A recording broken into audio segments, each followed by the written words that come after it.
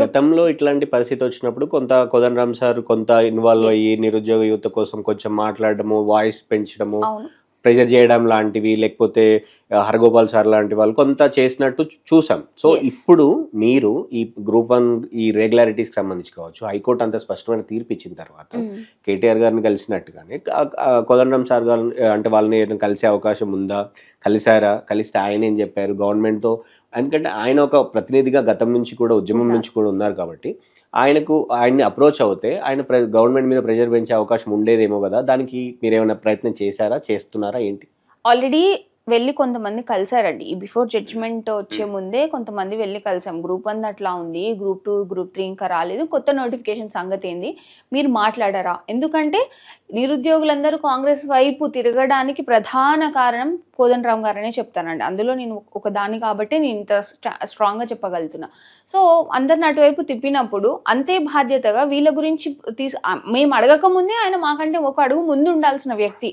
కానీ ఈరోజు ఎక్కడ మాట్లాడట్లేదు. ఎక్కడైనా మీరు చూసారా గ్రూప్ 1కి సంబంధించి ఇట్లా జరిగింది, అది తప్పు అని, అట్లా కాదు, వీళ్ళకి న్యాయం జరగాలని ఎక్కడైనా మా గురించి ఒక మాట మాట్లాడారా?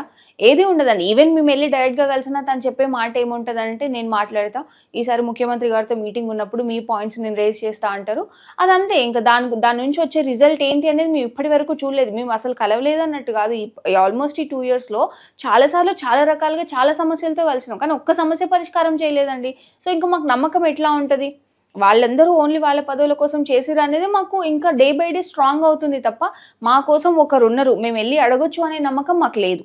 ఈవెన్ అద్దంకి దయాకర్ గారు కూడా రీసెంట్గా సెంట్రల్ లైబ్రరీకి వచ్చి ఆ రోజు ప్రతి చిన్న సమస్య నుంచి పెద్ద సమస్య వరకు మొత్తం విన్నారు. విన్న తర్వాత ఏమైంది, ఆ రోజు ఏమని ప్రామిస్ చేశారు, నేను ఖచ్చితంగా మిమ్మల్ని ముఖ్యమంత్రి దగ్గరికి తీసుకెళ్తానని చెప్పారు.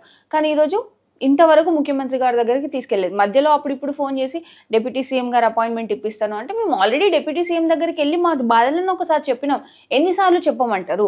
ఎన్నిసార్లు రావాలి మీ దగ్గరికి? పొద్దున్న లేసి మీ చుట్టూ వాళ్ళ చుట్టూ తిరగమంటారా? అట్లా అవుతే కాదు కదా. సో వాళ్ళే వింటారు, వెళ్తారండి. వెళ్ళి ఏదో ఒక మినిస్టర్ను ఎవరినో ఒకరిని కలుస్తారు, ఏవో 2-3 ఫోటోలు దిగుతారు. ఈ రోజు కోదండరామ్ గారు, అద్దంకి దయాకర్ గారు పలానా వేం నరేందర్ రెడ్డి గారిని కలిసి ఇట్లా చర్చలు జరిపినారు, ఇంకా అంతే. అది ట్విట్టర్లో వస్తుంది, న్యూస్ ఐటమ్ వస్తుంది, అంతే. ఇంకా ఆ తర్వాత ఇంకా అంతే. ఇంకా ఎవ్వరు పట్టించుకోవట్లేదండి.